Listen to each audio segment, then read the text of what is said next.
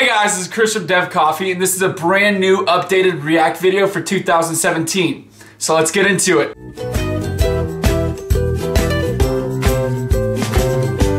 Get started, what we're going to do is we're going to go to CodePen.io, and if you haven't used CodePen.io before, I definitely recommend it. It's pretty much an in-browser editor where you can edit HTML, CSS, JavaScript.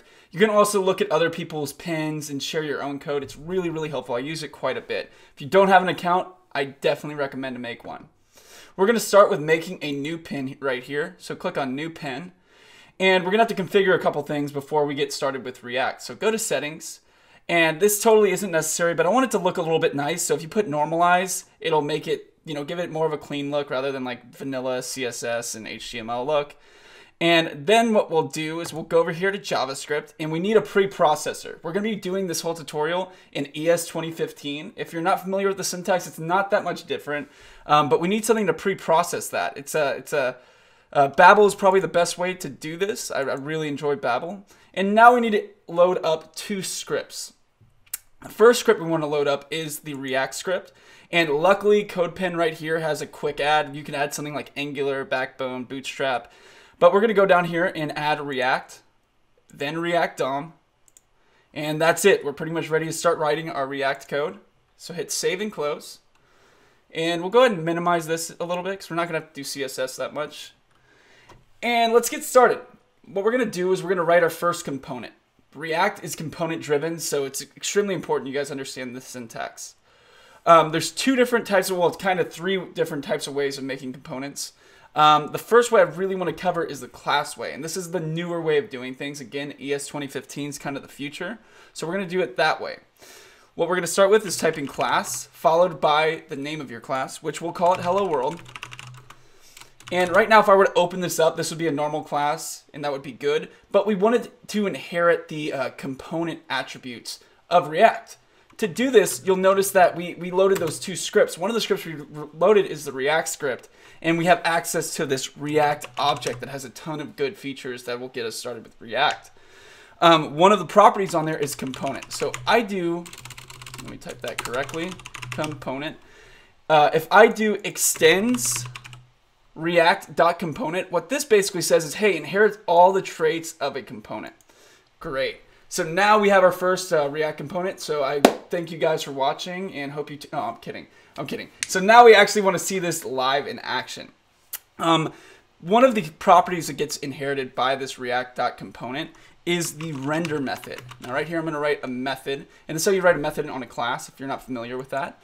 And this is a special method that basically it needs to be returned some form of JSX. If you've never heard of JSX before, think of it like a different type of HTML. It's pretty much HTML inside JavaScript is whenever you hear people refer to JSX. So we're going to return, and what I like to do is put parentheses around it to kind of contain your JSX code. And then over here, let's put an H2 tag, and then inside there, we're going to put Hello World. So now what we have here is just a component that will say Hello World. Now this is good. We got our first component. And I want to show you the second way because you're going to see two different types of syntaxes of doing this. You'll see the ES 2015 way, and then you'll see the regular JavaScript way, which is like this. This is a functional way. You'll basically set a variable equal to React.createClass and then pass in a giant object. And it's achieving the exact same thing, just two different syntaxes. Again, this is the functional way, and up here is the class way. Now what we want to do is we want to see our component live in action. We haven't done that yet. We have it existing, but it's just not in our HTML. Well, to do this, we're going to use that second library we just loaded in called React DOM. Go ahead and make an empty div inside of your HTML and give it the ID of app. Now this ID could be called anything. We choose app just because it makes a little bit more sense, and I'll get rid of this functional way since we're going to be doing things newer way. And let's start with calling our React DOM, that one object that we pulled in. And then on React DOM, there's this method called render. Now this takes two parameters. One is going to be our component itself. And how you write your component, you might think, okay, well, since it's a variable, I can just type in hello world and it will know what that is. That's not how you do it in React. you have to do it like a self-closing tag, and you can also have a closing tag if you wanted to, but we're going to be doing a self-closing tag since that's a little bit unnecessary. So right here, we'll just do a self-closing tag, and there we go. We got our first React component right there ready to go, and we're going to plop it inside this function. And then the second parameter there is we need a way to tell it, hey, let's go to our HTML and bind it. To do this, we do document.getElementById, and then that app for that div that we did. And we'll see here that hello world pops up perfectly. So now we have our component interacting with our HTML. This is really, really good. This is a good starting point. So I kind of want to give you guys an itinerary of what we're going to be doing. We're going to be covering props, followed by styles inside of React, then class name, and that's very, very simple, and then state. State's super important. So keep that in the back of your head while I'm going through this. That state is a really important thing, and you'll see why here in a second. So what is a prop? A prop is short for a property. In HTML, you see properties all the time, like right here, like a style property right here. If I were to do style color red, that is a property. But ID is a property. You'll see sometimes in inline HTML you can do a width property. So these are all properties. But in React, we define our own properties and we dictate what that does. It makes it extremely reusable. Again, React is all about component-based architecture and reusing your code. So let's make our own prop, and it'll be name, and we can pass anything in here. It could be a string, it could be a number, it could be a Boolean, it could be a function, but we're just going to pass in a name string, and we're going to put my name, Chris. Now you might be asking, how do we get this in here? Again, this render method is just a method. It's nothing more. It's not doing anything magical other than returning the h2 tag. Now over here, let's console.log this, so we get an idea. And if you don't know what this is referencing our component. This wherever you are, it will log out whatever you are. So if I was outside of my method, it would probably log the document, as you might be familiar with if you know JavaScript a decent amount. And we'll go in here and you'll see a few errors, just ignore those, but we'll see down here that we have hello world, and this is a giant object. This is our component, and these are all the properties that are associated with it. We'll see context, we'll see props, we'll see refs, and we see state, which is null. That's because we haven't set it. But we want to focus on props right here. So we click on props and we'll see the name Chris appears right there. Perfect. So if I were to do .props.name and go down here, you'll see that it logs out Chris. That's exactly what we want. So now that we have that value, let's go ahead and put it inside of our JSX. You might be wondering, how do you do JavaScript inside of your JSX? Well, it's really, really simple actually. In order to say, hey, this next block of code is going to be JavaScript, you put curly braces. And anything inside here will be executed accordingly. So if I were to put like an alert here, you'll see that it'll alert right there. And don't get too confused. The reason why it's refreshing like that, and I don't have to refresh the page, is CodePen. Anytime you make a change, it'll rerun your code. So that's why it refreshed like that. So let's change this to our name, this.props.name. And what would we expect? We'll see Chris gets logged out right there. It's in our H2, and it's working perfectly. Cool, cool, cool. Now let's do something else. Let's put another tag in here. So if I were to put an H2 tag, and let's just put something, you'll see that this isn't running. And the reason why is we'll see an error right here. Adjacent JSX elements must be wrapped in an enclosing tag. What this basically means is any component must have an enclosing tag. The has one source of entry. You can't return multiple tags. So over here, what I like to do with any component that I start is I like putting a section tag, and then give it the ID of whatever the name is. So the ID is hello world, but spinal case, not camel case. And then just cutting anything inside there and putting it inside my section tag.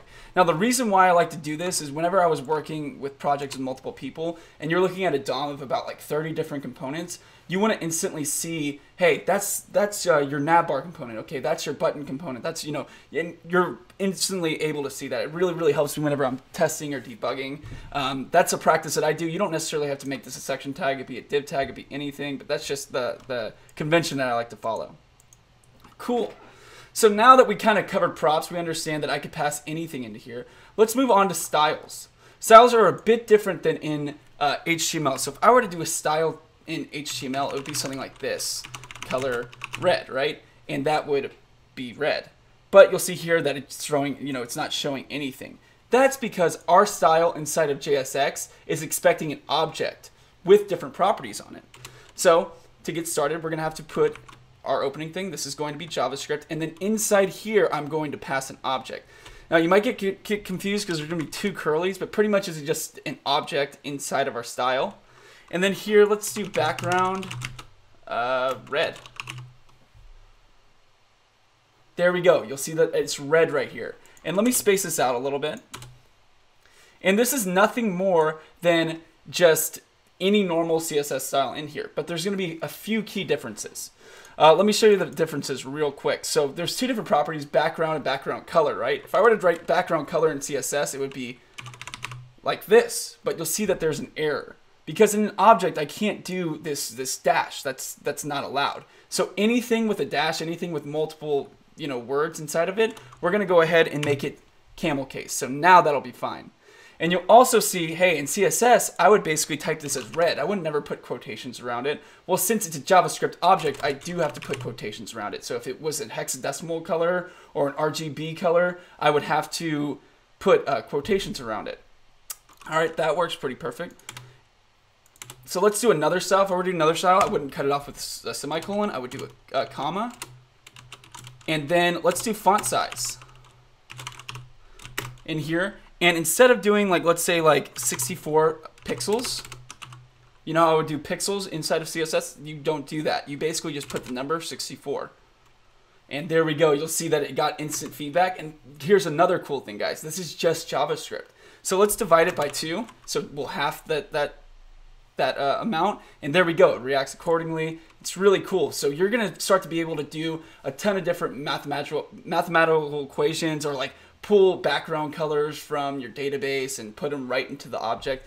Gets really cool stuff. So instead of having this right here, let's go ahead and make a variable. So we'll make a variable, a const called style object, short for style object, and then just cut this right here and paste it right there. And there we go. The spacing issues I'll fix just real quick. Close that off. And now we'll just pass our style object in there. And we'll see that it's working exactly the same. Now what I want to do is I'm just going to cut and paste a couple styles that I did. Again, I'll just walk you through them.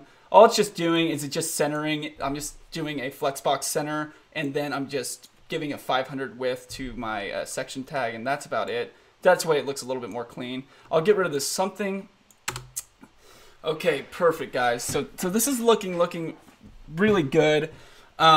Now let's do something. How would I do a class? Let's say I did want to use CSS and I didn't want to do the inline style way.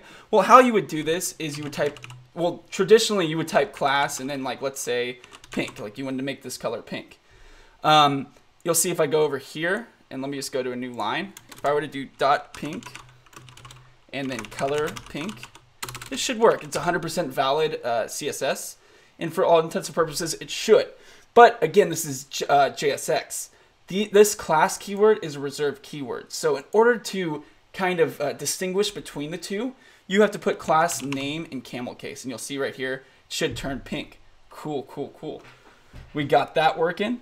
I'm gonna get rid of this for right now because we're not gonna need class name. So anything that you need like that, it'll just be class name. Awesome. Now let's get some space here. Let's go on to state. Now remember how I was saying keep state in the back of your head? Well, this is where the real magic of React happens. State pretty much dictates the way that your component reacts, how it changes. It utilizes something called the virtual DOM, and you guys can Google a little bit more about this, but essentially anytime your state changes, the virtual DOM is triggered, and it basically sees the changes on your DOM and re-renders your component in a very, very efficient way.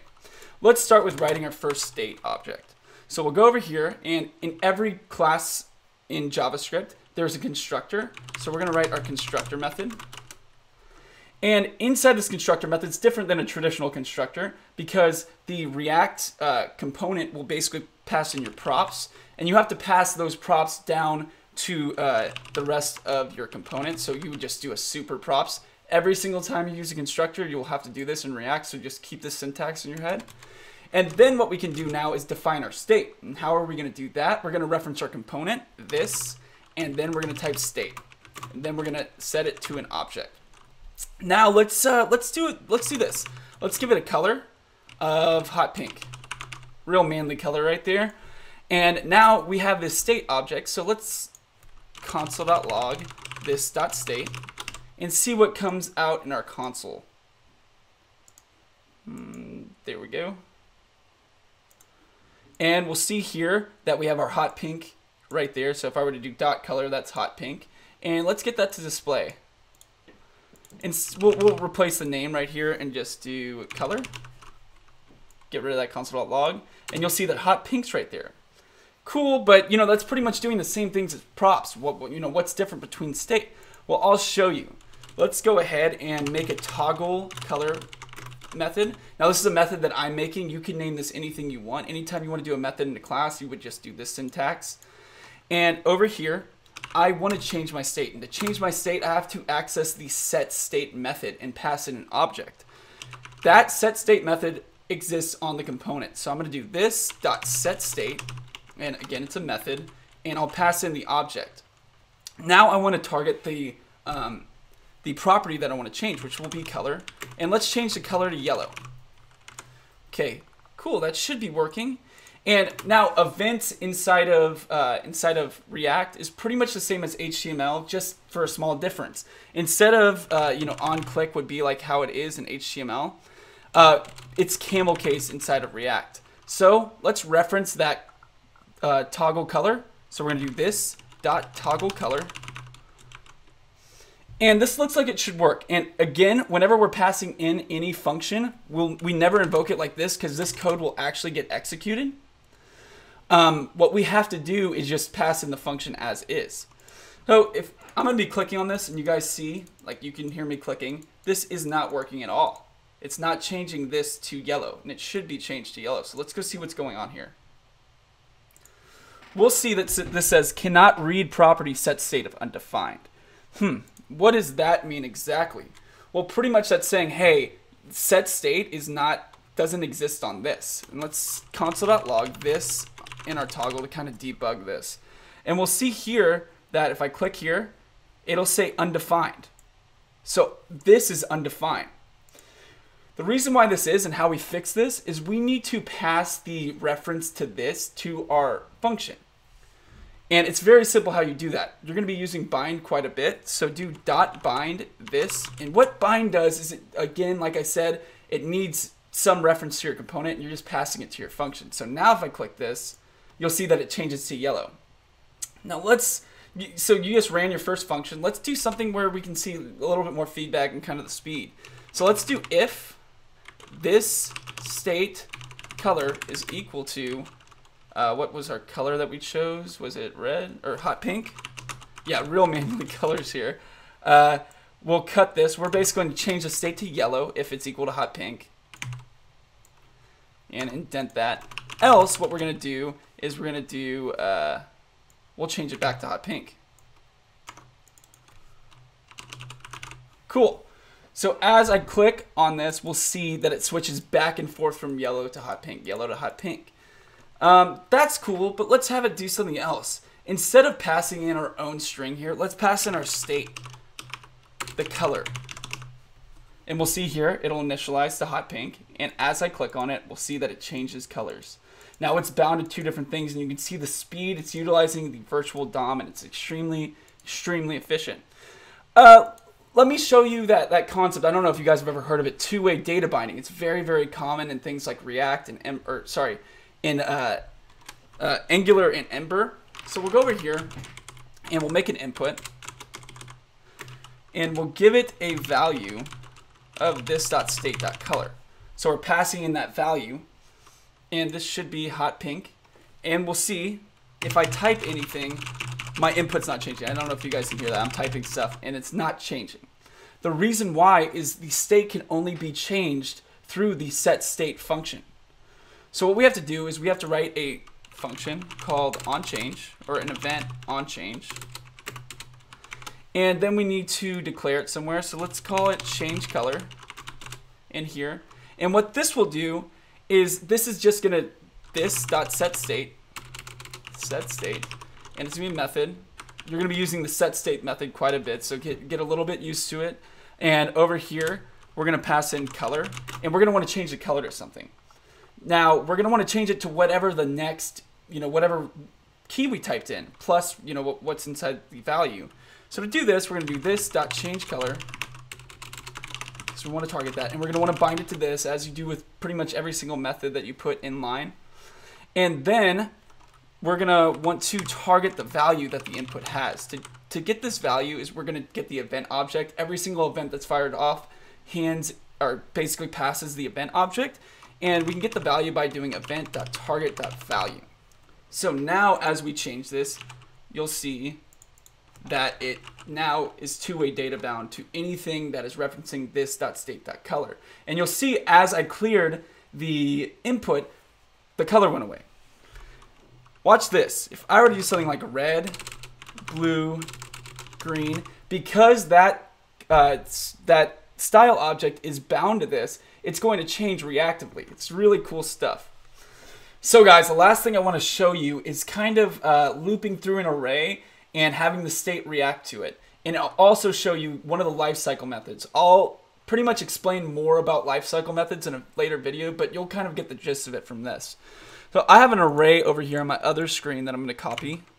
That is just a list of colors. We're just going to kind of simulate like we're getting this from a database. And what we want to do is we want to utilize one of those lifecycle methods. Now, one of them is component did mount. And when this is ran, when this block of code is ran, is before the component is created and bound to the HTML, so kind of displayed. Component will mount will happen after the fact. We use this because we're going to set an interval that will basically loop through all of these colors and set them to our background. So to do this, we're going to do a little bit of JavaScript. We're going to first make a variable.